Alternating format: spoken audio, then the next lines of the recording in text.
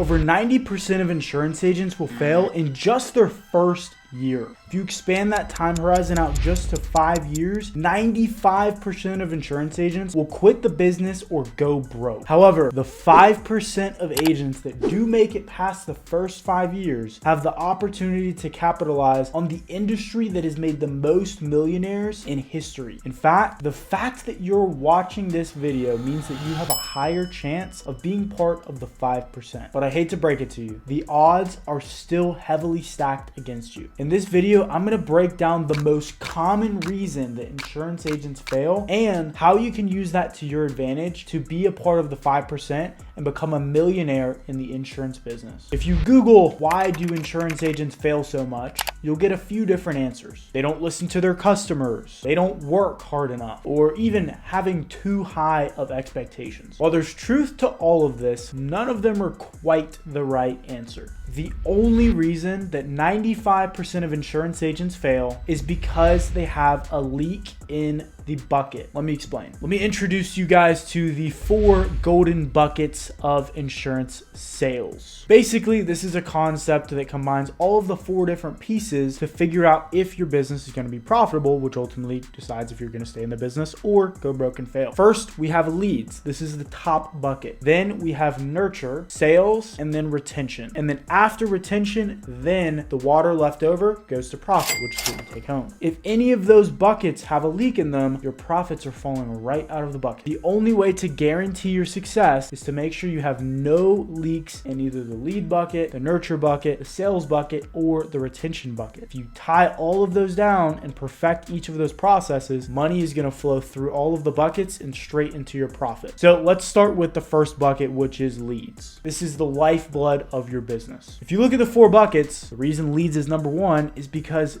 nothing else will get filled up if you don't have people to talk to. Leads is simply the process of getting people into your pipeline. There are 3 main factors to having a successful leads bucket. You have volume, which is the amount of leads you have. You can either have not enough leads or you can have plenty of leads. Quality, you can have quality leads or low quality leads. It's a spectrum though, so it kind of varies based off of how quality the lead is. You have cost, which is expensive leads and low cost leads. Cheap leads just means that they're low cost and they're low quality. However, I will mention with cost, the main thing that matters is ROI. So it's okay to spend a little bit more on leads if those leads are converting into sales and policies which make you money. So let's combine all 3 of the factors. If you don't have enough leads to call, you can't play the numbers game, which is ultimately the only way that you can succeed in insurance sales. In order to be truly successful, you need to have more leads than you do time. Put simply, you have so many leads that you can't even work them all, or in other words, lead overflow. Most agents will blame their failures on leads, but most of the time,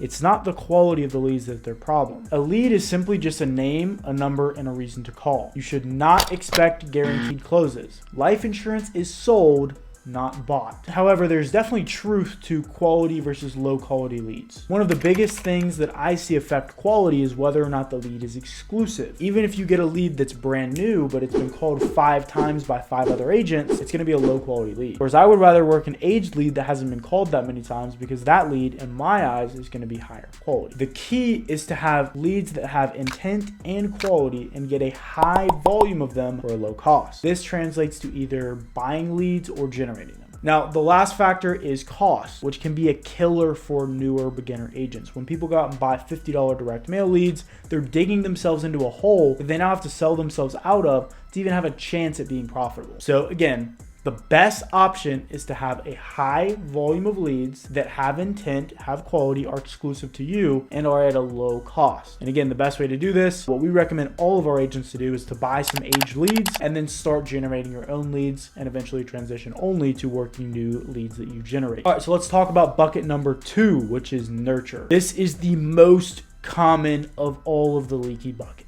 And this is what leads to failure the majority of the time. Nurture is everything between where your lead comes in and then where you have a conversation with them to sell them. Put simply, it's the activity that you put in to get in contact with your leads and schedule a sales conversation. For most of you, this is the least fun part. It's dialing your leads. So there's 4 different ways to nurture leads. You have outreach, which is going to be your outbound dials, sending texts to your clients, sending emails to your clients. This is where you're putting in manual effort to get in contact with your leads. When we touched on earlier, like the reasons that a lot of people say insurance agents fail because they have the wrong expectations, well, they think they don't have to put in any manual outreach to succeed in this business. But the truth is, you need to put in a ton of manual outreach to get people on the phone. So a lot of people don't really want to do the outreach part, and they just want to do the remaining parts, which are automation, which is basically where you're using AI to help you work your leads. So that can be emails, texts, pre-booking appointments, which is helpful,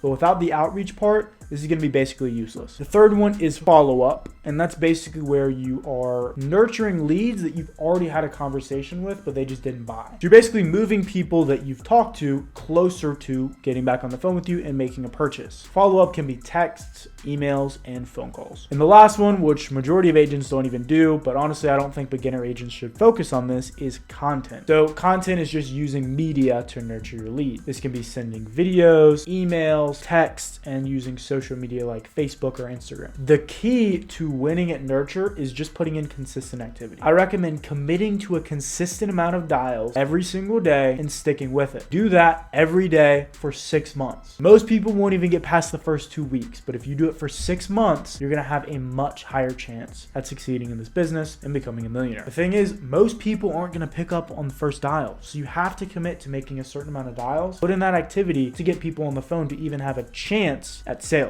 Which brings us to bucket number 3, sales. Converting conversations into policies. Remember, leads, getting people in the door; nurture, getting leads into conversations; and then sales is converting conversations into policies. So in order for someone to buy from you, 4 things have to be true in their mind. 1, they have to trust that you have their best interests at heart. 2, they have to understand how your product will solve their problem and then believe that it's true. 3, they have to be able to buy, which means they have the money. And 4, they have to believe that their social circle, their family, their friends, and everyone around them will support their decision and approve of it. So if you don't have all 4 of those things ticked off and true in the prospect's mind, they are never going to buy from you. All right, now once you get into the sales process, there are 4, we're doing a lot of 4s. There's 4 parts to the sale. Number 1 is qualifying. This is qualifying if they can afford it, checking their budget, kind of running through all that. It's also health questions, underwriting, qualifying them on that piece. Next, we have finding the need. This is where you're trying to figure out what problem you're solving so that you can offer the right solution. So we need to figure out their beneficiary, their why. Who is this going to protect? And we also need to figure out what the policy is going to do for the beneficiary. A lot of people like the idea of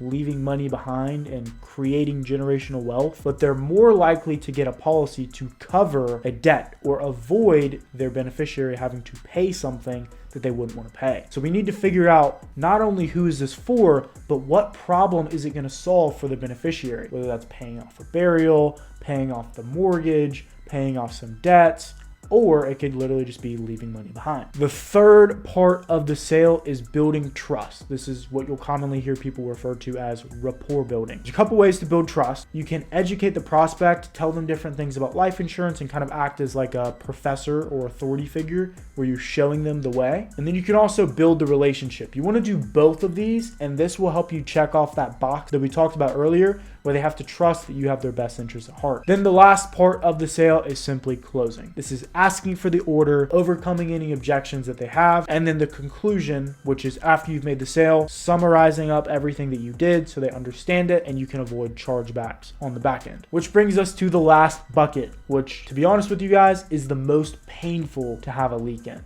You've done all of the work, but just like sand slipping through your fingers, the policy falls through. Retention is keeping your clients on the book so that you can get a full commission. You need to keep them for an entire year. And if you don't, well, your consolation prize is a chargeback, which freaking sucks. In a previous video, we covered the 7 reasons that anybody charges back on a policy. They can't afford it, they had an issue with their bank, they found a better option, another agent or salesperson tricked them, they don't understand the policy, a family member tells them not to do it, or they don't see the value. I would definitely recommend checking out that video once you finish this one. There's gonna be a link down below in the description. So there's a couple keys to client retention: trust and relationship building. So this can look like front-end trust that you build on the sale, the conversation you have, building rapport, touching on their why, and really acting like a trusted advisor rather than a salesperson. This could also look like sending them a birthday card after they sign up with you for their policy, or sending them a thank you card after they sign up, like, hey, welcome to being one of my clients, I'm excited to have you. This can also look like, getting referrals and signing up their family. The deeper that you can get into their social web, the more trust and the deeper of a relationship that you build with that person. The second key to client retention is going to be the perception of value. So this is how valuable they perceive having a policy with you to be. So there's a couple pieces of this, right? The why, what it's going to do for their beneficiary and why that's so important. But it's also like, life insurance is not very tangible. I can't touch it. I can't feel it. I just know it's there because it comes out of my bank account every month. So one of the biggest mistakes that Julian and I made in the beginning when we were selling insurance is we would just sign people up, leave, and then call them back if they charge back. But if you're able to leave them a brochure, some physical materials, a business card, some other different things so that they can feel tangibly what they have, it makes them perceive it as more valuable. It doesn't actually make it more valuable, it's just how valuable do they perceive life insurance to be so that they make it a priority and budget for it every month. You can also do this in like the form of bonuses. Maybe you give them a gift card to their favorite restaurant for a thank you for being your client, or different things like that. All right, and the third one we're going to talk about is communication. This is how often you reach out and check up. I recommend within the first 90 days, that's when you're most likely to have somebody fall off the books. So have your reach outs be the most heavy during the first 90 days. Reach out to them to make sure they get their policy. Reach out to them to see if they have any questions. Reach out to them for referrals. Make sure that they feel like you care. You can also automate some of the communication. So you can literally use our new client flow, which we have built into the CRM, that follows up with them for 90 days after you sold them. All right, and the last one is building a moat. This is basically where you make your business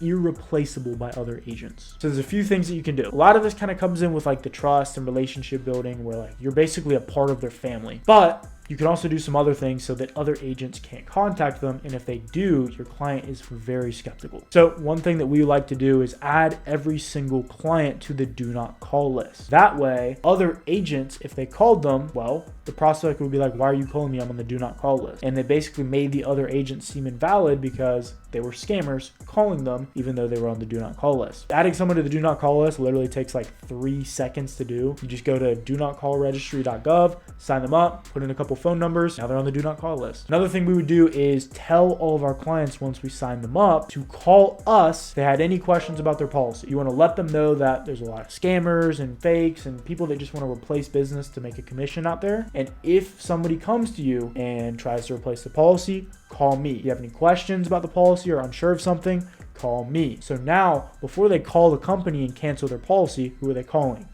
You. So you really want to kind of like build this in, like build in a deep mistrust of other insurance agents so that if anything happens, who are they going to call? Their trusted advisor, which is you. You can also give them business cards so that they remember you. We like to do like magnetic business cards that they stick on the fridge. There's a lot of these, like especially if you're selling final expense or even term, because people get busy, people just forget who their insurance agent is unless you remind them. That's your job to do. All right, guys. So those were all of the 4 buckets. So if you can generate leads at a low cost, get a high volume, and a good quality lead, nurture that lead, and then sell that lead and keep the policies that you sell, all of a sudden you're gonna have a ton of profit that you have no idea what to do with. And if you keep that up for a few years, before you know it, you're the 5%. In a few years longer, you're a millionaire. That is how you can become a millionaire in the insurance industry, guaranteed. And make sure that you don't fail. You're part of the 5% that wins and not a part of the 95% that doesn't. The reason 95% fail is simply because they don't know how to run it like a business, and you do now. Now, if you guys want more videos like this, be sure to click that subscribe button. Let me know what you guys want to see more of in the comments down below. And if you guys want to work with us one-on-one, we're looking for agents that are doing between 3 and 5K a week in production. If you're not there yet, keep watching these videos and we'll help you get there. But if you are, click the link down below to schedule a free consultation to see if we're a good fit to work together. Thank you guys so much for watching. I will see you guys in the next one.